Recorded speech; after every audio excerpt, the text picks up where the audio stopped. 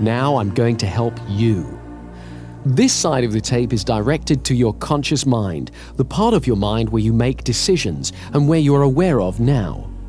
I will explain a number of techniques you must use to create patterns of confident behavior. Use these techniques deliberately until they become habits for you. They will provide a framework in which the energy released from your unconscious will be expressed. Your unconscious mind is all the memory, wisdom, and perception that you're unaware of at any one time. It contains all your hidden potential and inner power. On the other side of this tape is a powerful hypnotic induction, which releases the power of the unconscious mind to give you strength and confidence. It will program your mind for success. You should listen to it only when you can relax safely and comfortably and ignore the outside world completely. Each of us is different. We all want confidence, but we all have different lives to live. I would like you to think for a moment now about what you want confidence for. Take a moment or two to think about that. Where will you use it? What changes will it make for you as you are more confident? Let's take a specific example. Imagine a scene in your head now where you are totally confident. Imagine you are seeing a film right now of a time in the future when you're using your confidence to achieve something you really enjoy. Do whatever you would do if you knew you couldn't fail. Just sit back now and watch yourself achieving excellence. Notice how you look, the expression on your face, the light in your eyes. Notice the life, the grace, and the elegance in your movements. Let the camera of your mind move all around the scene and replay it as slowly or as fast as you wish, as many times as you wish, so that you become fully acquainted with every aspect of your presence during a moment of successful achievement. Notice how you're sitting or standing, your expression, and your movement that lets you know that this is a moment of great success. The concentration or happiness on your face. The grace, ease, or commitment of your movements. The sense of mastery. And pay attention here to the sensations in your body, and notice how your body responds to your imagination. Your body responds to all the pictures that are conjured up in your mind, deliberately or accidentally, in exactly the same way. Now, you are going to use this responsiveness. As you continue to visualize this time of confidence, and as you feel the pleasure and power of it, gently and precisely press together the finger and thumb of one hand. Doesn't matter which hand, just do it. Whenever you want confidence, whenever you need to be reminded of your powerful positive potential, repeat that exact same pressure with your finger and thumb and recall this picture vividly and clearly to stimulate you to be fully in your own power and confidence again. By repeating this gesture every time you think of this image and feel these confident feelings, you are creating an association that will allow you to bring these feelings back whenever you want them. Don't underestimate the power of your mind here. Do this simple but powerful exercise and you'll find it gets easier and easier and more powerful every time. You see, the human mind works by association. When we've experienced two things together for a little while, one will automatically remind us of the other. This associational linking is very powerful. For example, I like traveling, so whenever I go to the airport, I feel that excitement, even if I'm just going to pick someone up. The rule is, repetition is the mother of success. So let's just repeat this mental visualization. Remind yourself of that picture of you being successful and confident. It doesn't matter if it's not very clear at first. Each time you do it, it'll improve. Home in on the part of it that makes you feel best. magnify that part. Make it bigger, brighter, louder, bolder, brilliant, richer in your mind. Really feel it within you and around you. And when that confidence is at its peak, press your finger and thumb together again in exactly the same way as you did before. And say to yourself, I am confident. And then relax. You are making that finger and thumb pressure into a signal to your unconscious mind to call up that feeling of confidence and power within you. Practice this imagining for at least 3 weeks every day, and then whenever you feel challenged, you can repeat that exact same movement. Concentrate for a few moments and access your inner state of confidence. Do it 21 times in a row. Olympic athletes the world over have used exactly this technique to prepare to win their competitions. Now you can use it. You see, we're all born with confidence. Babies are confident. They cry and they expect to be fed. They explore and they have no fear. We all have the ability to regain the confidence we are born with. And one of the main things we have to do, which is ridiculously simple, is just to make room for confidence. People who've lost confidence feel fear, and so they often hurry to get past things or hang back and avoid them. They speak too little or too fast. And when they feel awkward because they're doing these things, they have a tendency to do them even more. To let ourselves feel confident, we need 2 simple qualities: patience and flexible thinking. A few years ago, I was giving a presentation at a conference. I was on a panel with 2 other speakers, and while they spoke, I was really enjoying relaxing and being a member of the audience. And so it came as a bit of a shock to me when I was called to speak. I went to the rostrum and looked out and saw a huge room full of people looking at me. All of a sudden, I felt my stomach tighten and my hands went clammy and started to tremble. I was very surprised because I'm used to appearing in public, so I wasn't expecting to feel anything like that. So what I did was nothing. I just stood there and I noticed my feelings. First of all, I noticed my breathing, and I got used to standing where I was. I thought for a moment about what I was going to say and how much I believed in it, and I accepted that my body was excited.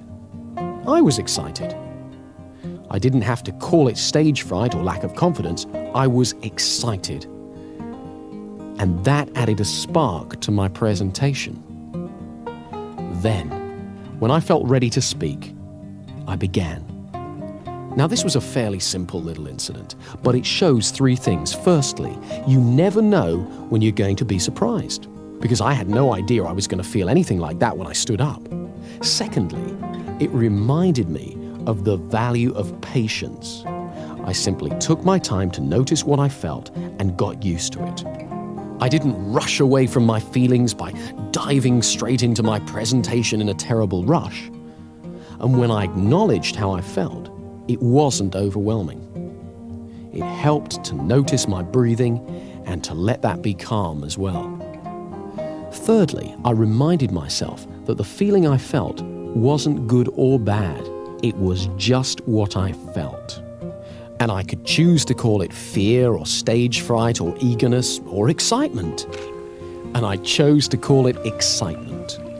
I was reminded of this when I was sent a tape of my presentation, and I heard the pause before I started to speak. That was the pause I took to make room for my confidence.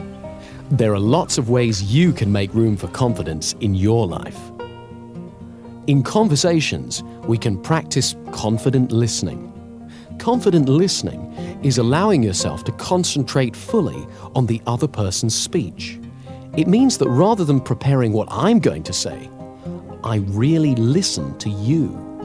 And so often when I listen well, what I need to say, and when it's okay to say nothing, becomes much clearer.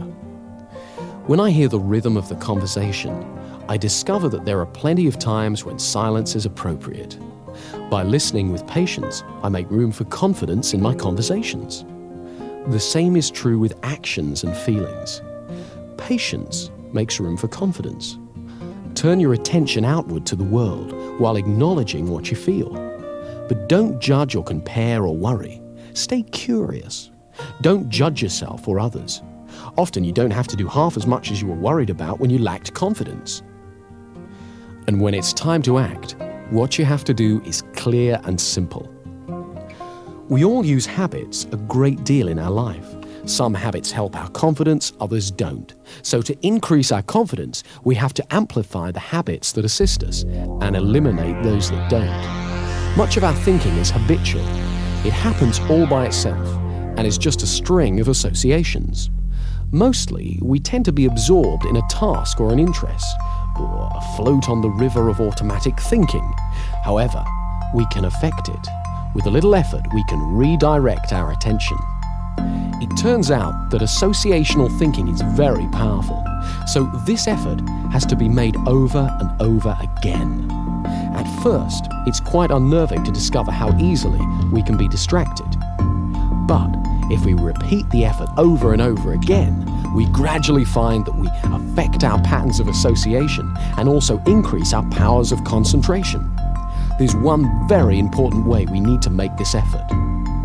Nowadays, the atmosphere of ideas in which we live is very busy. Messages bombard us from all sides, and not all of them are very healthy. On television and radio, we're asked to buy far more than we can afford, and the news is always full of doom and disaster. To protect ourselves, we learn to ignore a great deal of it, so that we're not overwhelmed. But unfortunately, we can also inadvertently ignore the beauty and blessings of life as well. So we must learn to be selective and to reinforce the positive, beautiful messages in our lives so that we nourish the positive and beautiful in ourselves. As we pay attention to the goodness in the outside world, we strengthen it within ourselves. It's also useful to phrase things positively, to use optimistic language whenever possible. I don't mean that we should ignore difficulties or problems, but that we should always look towards the solution, not the negativity.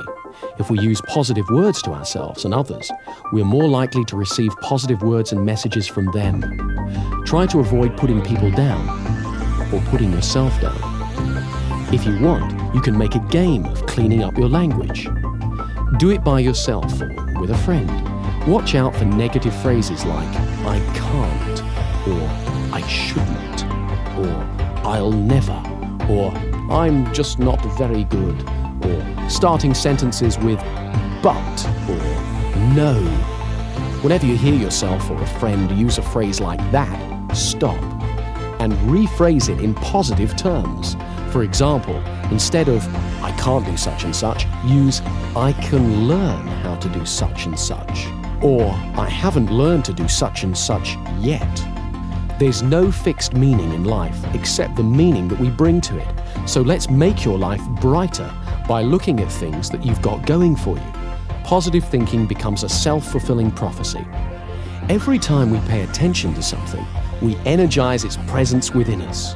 If we pay attention to negative thoughts, we just make them stronger. So they crop up more and more often. But when we pay attention to positive thoughts, we strengthen them so that they return to our consciousness more and more often. Whatever you pay attention to returns to your awareness more and more frequently. So it's vitally important to acknowledge and concentrate on your successes, great and small, and what's really healthy and rewarding around you. Remember, you always get more of what you focus on in life. Here's a way of focusing that power. These questions direct your mind to what's positive in your life, so in order to answer them, you have to experience some of the good feelings that go with the answer. Every morning, ask yourself, what do I feel happiest about in my life? Who or what in my life makes me feel most loved? Who or what in my life makes me feel richest? And if you don't know the answers to these questions yet, ask yourself instead, what could I feel happiest about? Who or what in my life could make me feel richer, happier, or more confident? When you were a child, you may have seen a model railway in a shop window. The train would go round and round the window, across the front and into a tunnel, and then out of the tunnel on the other side, across the front of the window, back into the tunnel, and so on. The conscious mind is a bit like the window. We see the train of our thoughts when it crosses the front of the mind, but the train carries on out of sight and pulls whatever we've seen through the tunnel, the unconscious mind. If we put positive thoughts onto that train when we see it, when it's in our conscious mind, it will automatically take them into the unconscious mind again and again. So whenever you think of yourself, think of your successful self, and the automatic, incessant train of our thoughts will take that positive picture of yourself to your unconscious, and slowly but surely, your fundamental view of yourself will improve, and it will become natural to think of yourself as successful, competent, and confident. Another part of making room for confidence in our life is accepting that there is risk. This may sound odd at first. After all, we often wish that we had so much confidence that we could avoid risk. But confidence isn't knowledge. If we know we can do something, we don't need confidence. We can just do it. We only have confidence if we are not entirely sure, not 100% sure of success, and yet we still have a go. That's the essence of confidence. When there's no risk, there's only certainty. Confidence only comes when there's risk. So we must embrace the risk, recognize it, and realize that it has a place in your life. In fact, it is because of the risk that you can value your achievements, because you achieve them in the face of risk. This is why you can feel good about every step on your path to confidence. Each step is a risk, however small. And as you get used to having confidence, you will realize that you get used to having risks. Risks don't go away. We just learn that we can face it and deal with it. And as we do so, we become more powerful. We learn we can achieve our goals, and we become more confident. Let me show you one more thing that increases your confidence, and it's great fun as well. Think of somebody now with whom you don't feel confident. Imagine them walking in your front door. And imagine they've got a red clown's nose on their face and an orange wig on their head. Or shrink them so they're about 12 inches tall. And call to mind the way they talk. If, for example, it's an authoritarian sort of voice, "You stupid, useless person." Make them sound like Mickey Mouse. "You stupid, useless person." Oh, make them have a sexy voice. "You stupid, useless person." Really enjoy making them as ridiculous as you want and get used to this way of seeing them, even when you meet them face to face. You'll find it's great fun, and it really changes how you deal with them. It's very empowering and enjoyable to look forward to the success in our future, and the more we get used to it, the more it happens. I'd like you to close your eyes now and fantasize how things would be in an ideal world. Imagine your dreams have come true. You're doing exactly what you want to do. All around you, you can see exactly what you'd like to see. Everything you hear is perfect, and you enjoy what you feel. And as you do this, where in your body does it feel best of all? Locate the feeling and give it a color. Imagine that color glowing there within you. Now, begin to move that color all over your body and spread that fantastic feeling throughout you. Let it permeate your body. Notice how wonderful you can feel just by using your mind like this.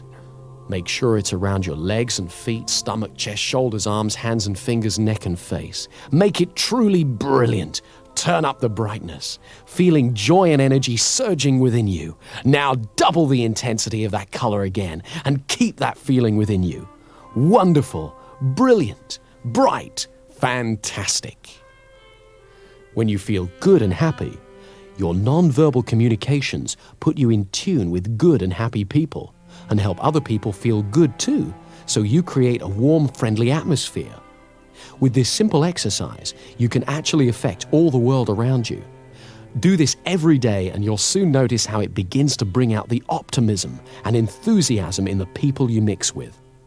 Remember, happiness and excitement are contagious. So you're going to direct your attention away from comparison with others, away from the barrage of advertising which plays upon fears and insecurities, and away from negative judgments, and steer it towards a positive appreciation of the world and people around you. This inner glow will help you do that. Finally, remember to walk tall. When you've finished using this tape, get up and hold your head up in a comfortable, relaxed position on your shoulders. Let your spine support you. Imagine that a golden thread runs vertically up through your spine and straight up to the sky, and that thread supports you. Let yourself relax, safely held by that thread. This relaxed, upright stance is the natural position of confidence, and it will soon be as natural to you as breathing. So enjoy it. And to give you a rock-solid foundation for your confidence and power, use the hypnotic induction on the other side of this tape every day for 3 weeks, and as often as you want thereafter. Side 2 is a powerful hypnotic induction that will reinforce all the work you've done on this side and will boost confidence at every level of your mind. Whenever you want to relax deeply and totally, go somewhere where you don't have to be aware of the outside world and use Side 2 to go into as deep a trance as you need to. Each time you go into trance, the effect gets stronger, so use it every day for 3 weeks. Use it, enjoy it, and you'll find that as your confidence increases day after day, you'll find yourself doing things you used to dream of. Use both sides of the tape every day until you can really feel the improvement you want.